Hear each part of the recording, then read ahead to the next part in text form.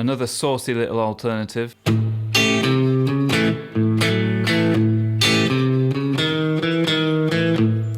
Heavily implies the blues scale, right?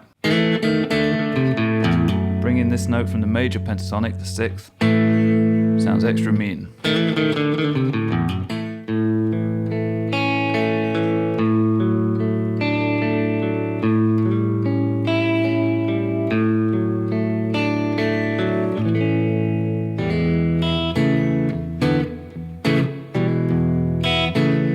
Of course, you could hollow out the middle of all of these shapes. Yeah, that's a Dave Gilmour favourite, right?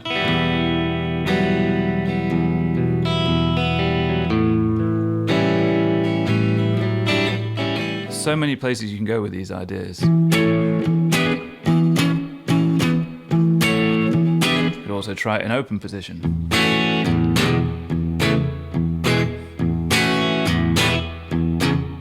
Clean tone, bridge pickup, bit of slapback delay.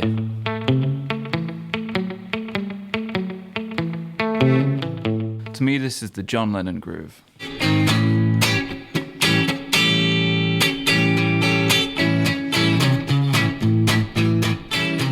Hey guys, welcome back to the channel and thanks for joining me again. A really important lesson today, and not just for the rhythm players. Every guitarist should have at least a few good ways of laying down a groove for a 12-bar blues. Something that screams, I've heard the real deal and I understand the culture. In my opinion, it's an essential skill and a non-conditional prerequisite for any player looking to jam with anyone else. All of the examples we go through today will be in the key of A, but we will talk a little about how to transpose these things to other keys as well. No matter your level, from beginner to advanced, there should be plenty in here to sink your teeth into. So do grab your guitar, make yourself comfortable, and join me for the next 20 minutes or so. As always, the very thorough and neatly typed up lesson materials in Guitar Pro and PDF formats will be available for you to download at the links in the description. Okay, so let's start at the very beginning, the anatomy of what makes a good blues groove. So here's step 1. This is something you'll have heard 1,000 times.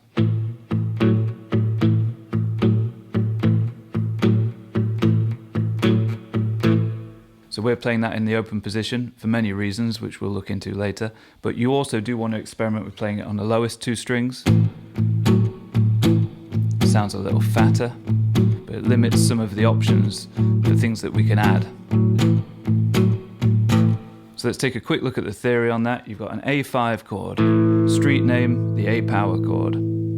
A5 simply means you've got the A note plus the 5th note of its scale. 1, 2, 3, 4, 5, E. Put the 2 things together, you've got your A5 or your A power chord.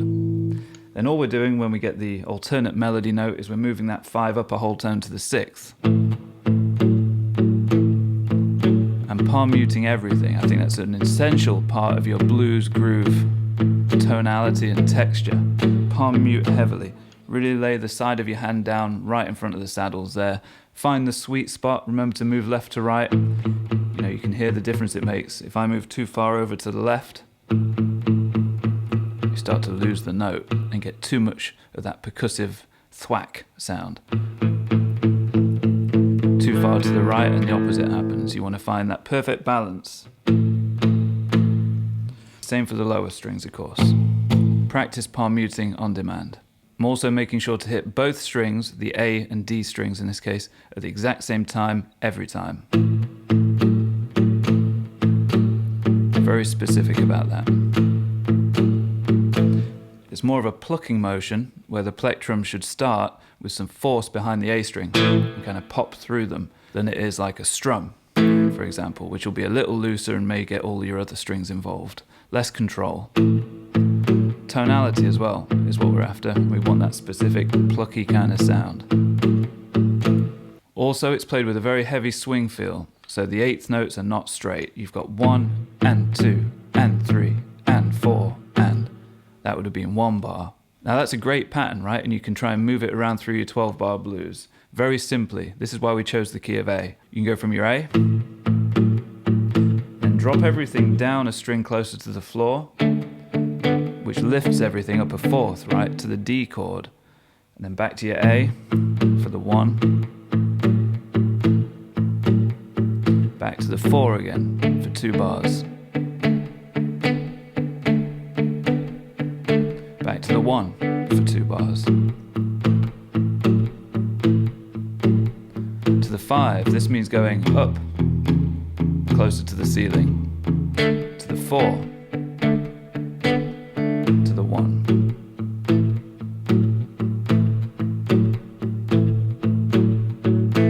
And that would be 12 bars. We'll leave turnarounds and things like that for another lesson. So just to clarify, when we wanted to go up a 4th, we moved everything 1 string set closer to the floor, from the A to the D. When you want your 5, your E chord, you do the opposite. You come all the way down to the 2 thickest strings for your E5. And that's all you need, of course, your 1, your 4, and your 5. Okay, so that's our beginning template. Now we can start to modify that and add some cool stuff. Now the first little thing you'll see people often adding to that, which doesn't require too much modification but might require a slight stretching ability, is to add the flat 7, right? So you had the 5, the 6th, semitone above the 6th, you got your flat 7. And at that point we're using a big chunk of our A mixolydian scale.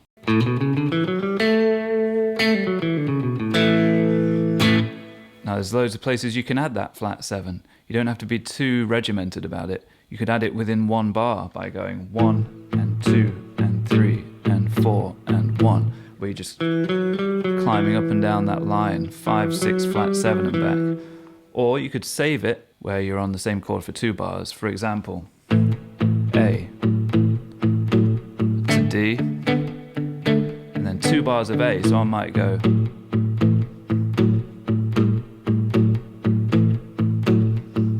as a way of leading our ear towards that 4 chord. Same here for the 2 bars of D. And here.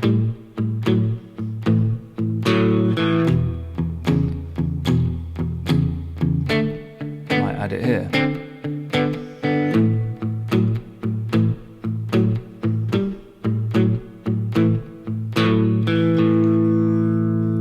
And like I say, that's just one of the many ways that you can do that. You've got to be open to experimentation and you've got to be flexible.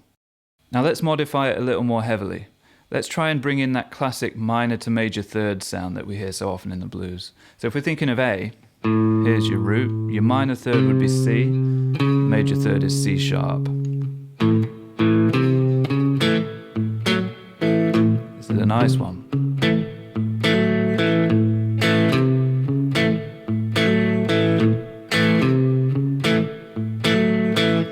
So I modified a few things in there and given it a little more of a country twang feel, a little bit Keith Richardsy. And do remember, like I said, all of this is very neatly typed out in the lesson materials, very specific. I'm starting with an A5 chord, but where I've also got the octave above the root. So I've got root, 5, root. So my first finger is barring the 2 middle strings at the 2nd fret. I'm starting by doing a downstroke on the open A to get the root, then an upstroke on those other 2 notes.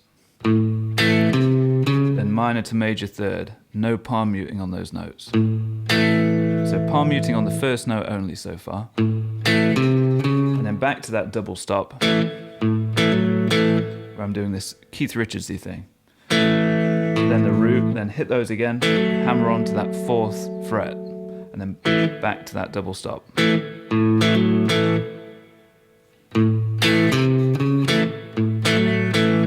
So in fact, the only notes I'm palm muting there would be whenever I want to hit that open A string, that root note. Now that could be the basis of the riff that we move through the entire 12-bar progression. But we could also bring in that flat 7.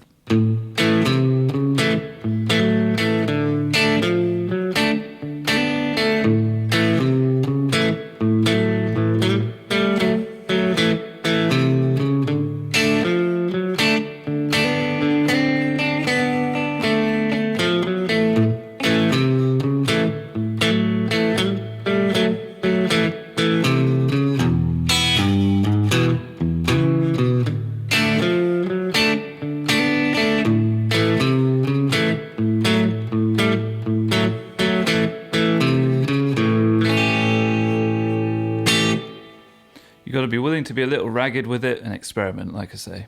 A couple of cool things to point out there. As I moved it through the progression, when I dropped everything down or up tonality-wise to the D chord, we had to modify the shape, of course, to account for that weird tuning difference with the B string. So instead of simply barring the same fret, we now have to stagger those notes and get your D5. So the open D string is your root, the second fret of the G string is the 5th, and then the 3rd fret of the B string is the root again in that upper octave. So there's your D power chord, your D5.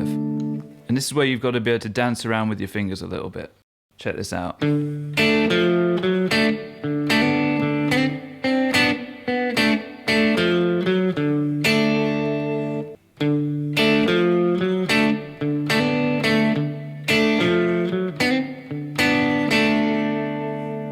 For the E chord, we could have done this, where we're getting that upstroke on the A and D strings, but I like to keep it in the higher register, and we've got the advantage here of the top 2 open strings.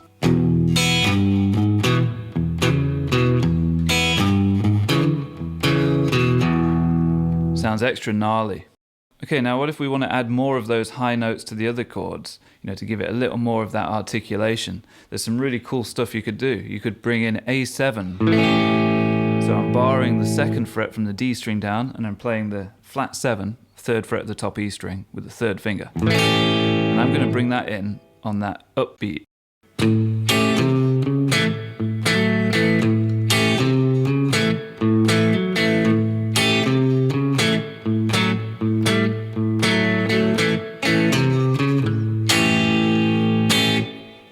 I love the sound of that.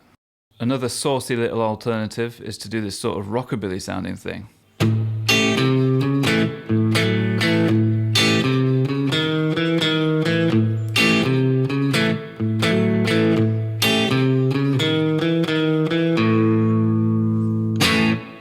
Very simple, flat 5 to 5 twice. Pick near the bridge, give it that extra bit of twang. Heavily implies the blues scale, right?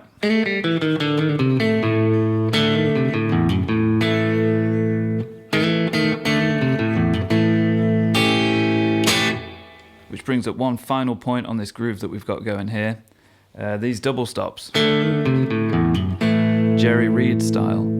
A blues scale. Keeping that root on top there, 2nd fret of the G string, while moving down the scale.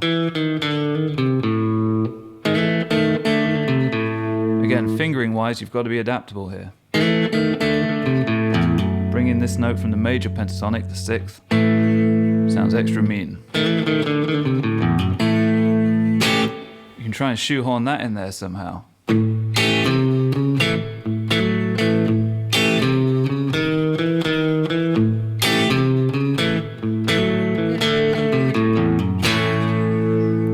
So many ways to try and squeeze these ideas in.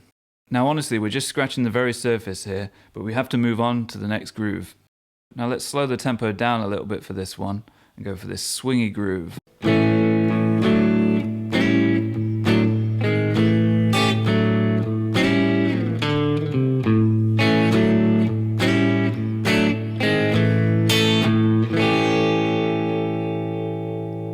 Very similar to the last ideas, right? Hopefully you're starting to see a common theme here. On that A5, we had this at one point. 5, 6, flat 7. What if we were harmonizing that in triad form? A major triad all at the 2nd fret. D major triad 4, 2, 3 fret-wise. And then an A7 chord portion, part of that A7 voicing. All with the open A in the bass.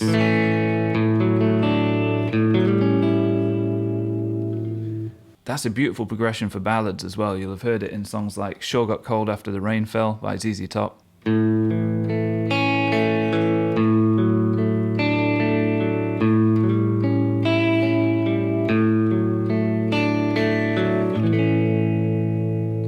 Check out my video of Sure Got Cold After the Rain Fell. I'll link to it in the description. It's a beautiful solo, and I do plan on doing a full lesson on it soon. So,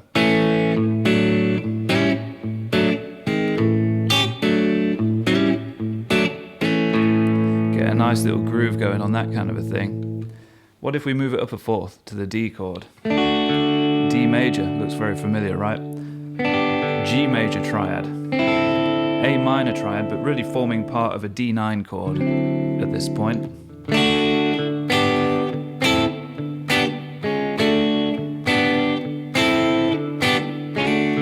It's always nice to do these little side steps, as I call them. What about on the E chord? E major triad, A major triad with the third in the bass, and then this one, this is nice, B minor triad with the flat 3 in the bass. But again, we're really thinking E9.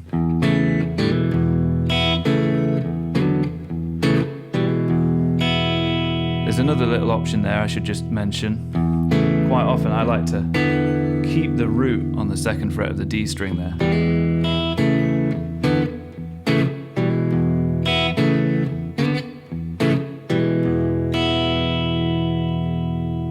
Of course, you could hollow out the middle of all of these shapes. You could even include that open D string all the way through.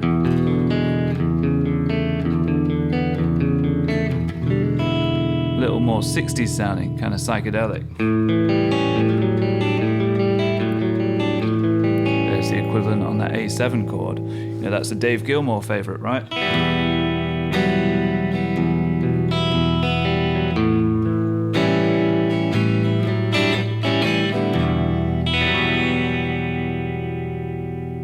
So many places you can go with these ideas.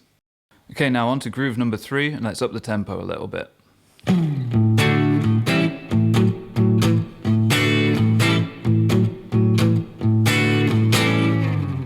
So primarily thinking about this A7 chord, and I would probably recommend starting with that, build that shape. That's your A7 bar chord off the low E string. Now think about your D major triad, so the triad off the 4th of the chord. You can keep this root and bring the triad in on the strings D, G and B at the 7th fret by barring the 3rd finger. And if we highlighted just those same 3 strings each time and see what's changing, there's your D, there's your A7, but we're going to hold that A in the bass, kind of ignoring the A string for now. That's how I would make a start with this anyway. Also bring in that hammer on. You know, we mentioned the importance of the minor to major 3rd, C to C sharp. Now we have that available to us on the G string, frets 5 and 6. And then backfill with a little bit of that original power chord groove.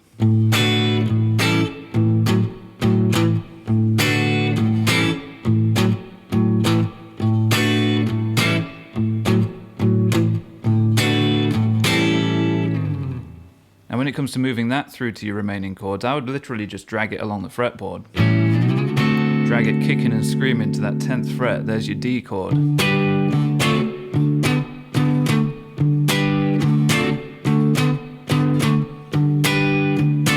Be heavy-handed with it, really hit hard, almost force the intonation to go a bit funky. We want a bit of that, we want it to sound a little dirty. For the E chord, you can do it 2 frets higher than the D, of course. You could also try it in open position.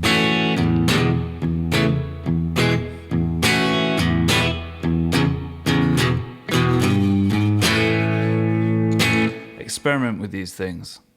Now the final example is a little bit of a fun one, a country twangy shuffle thing. Clean tone, bridge pickup, bit of slapback delay.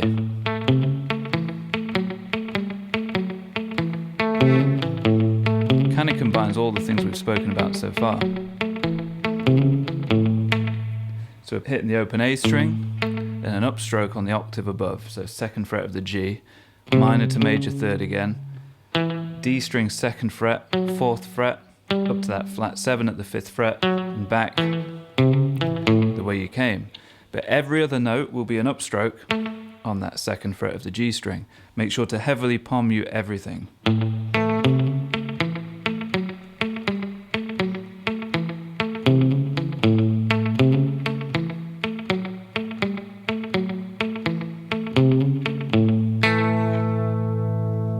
Of course, you can move that to your other string set so you can access your other chords, the 4 chord, the D. Notice the fingering changes here again as well. You've got to be fluid with this stuff.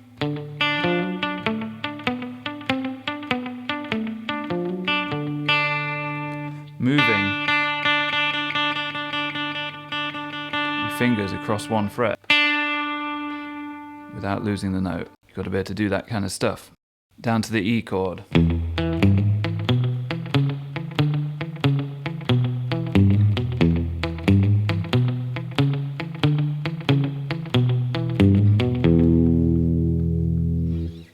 Okay, now let me give you one extra groove, a kind of a bonus one that I just can't leave out. To me, this is the John Lennon groove.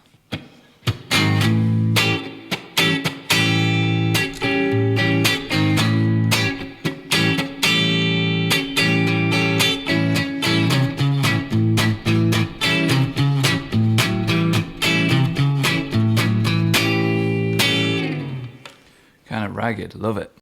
So it's an A7 chord, sliding in with these offbeat accents on the upstrokes on the top 3 strings. So you start with the downstroke on the bottom strings, and when you've slid the chord into place, follow through with the upstroke. 3, 4, 1, 2, 3, and 4, and 1, 2, 3, 4, and 1, 2, 3, and 4, and 1, 2, 3, 4.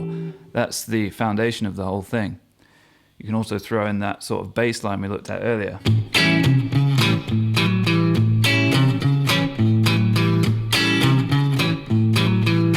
Gotta be willing to let your little finger go on a bit of a journey. Keep the chord locked in place, your A7, and move around the minor to major third again, the 5th and the 6th. Killer groove. There's something you'll hear on a lot of the early Beatles stuff, but check out the song You Can't Do That for another great example of that sort of ragged and rough and raw, punky blues rhythm playing from John.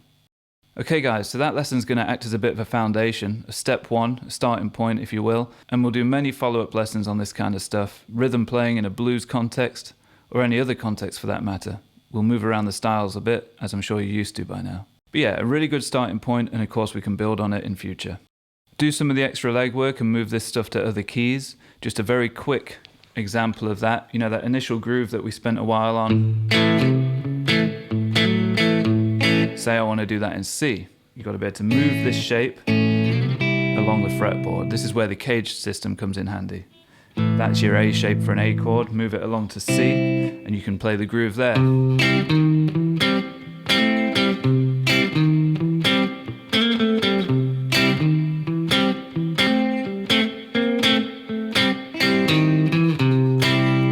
Wanted to, you could play the root down on the low E string and accessing a bit of that G shape from your cage system.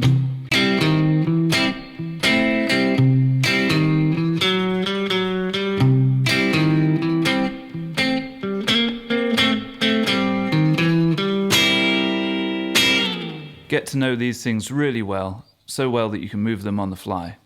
Okay, so on to a little bit of tone talk here. This is my 52 tele, and I'm using my newly released Farran-Five signature Sunbear Telecaster pickups. I'm blown away to have these things for a start. I never thought I'd have any signature pickups. It's kind of a dream come true. But not only that, but they sound so flipping good. I'm so proud of them. This is after a year of constant back and forth with Stuart Sunbear looking to get the perfect tele pickup. For me, anyway, these really do achieve that. Super versatile, very, very expressive and dynamic. Really well balanced, just so inspiring to play. If you're interested in these, or you just want to check out the spec, head to the link in the description. And for my Patreon subscribers, there's a permanent 10% discount code, which I'll post up there later on today. I'm plugged into a Vemuram Jan Ray pedal, which I know is controversial, but it sounds really good. You know, if you saw the amount of overdrive pedals I have on my shelf, you'd probably be horrified. And sometimes I'll just reach for one, or use one that I haven't used for years, just to see if I still like it, with the intention of selling it. Of course, very rarely I ever do sell any of these things. But this pedal had been lying there unused for a long, long time. Plugged it in, thought, wow, yeah, that sounds great. Exactly what I was looking for. It's not going to give you anything that another overdrive wouldn't be able to give you, but it does have a very nice, smooth mid-range character, and it works really well for me on the lower gain stuff. It sounds very similar to a Noble's ODR1 to my ear. And I've got it set basically how I would set one of them as well. You know, gain at about 10 o'clock, volume boosted. So what you're really hearing more than anything, I guess, is the boost going into the amp being my 69 Deluxe Reverb, all vintage, except for the speaker, which is one of those modern Eminence Alessandro 12-inch speakers. The strings on this guitar are 10 to 46. These are Pyramid Max Performance strings. I really enjoy these. They feel great, great tuning stability, and they last a long time. Well, okay guys, thanks so much for joining me. I hope you've enjoyed that. Please do leave a comment down below. Make sure you hit the like button, and please make sure that you're subscribed. All of those things make a huge difference to the growth and visibility of this channel. Also, I've finally enabled the ability for you to become a channel member if you desire. Really nice way to support the channel if you want to show your appreciation for the work I do. Know that your kindness is massively appreciated if you do, but of course there's no pressure. Okay, so enjoy that and do let me know how you get along, and I'll see you next week. Take care.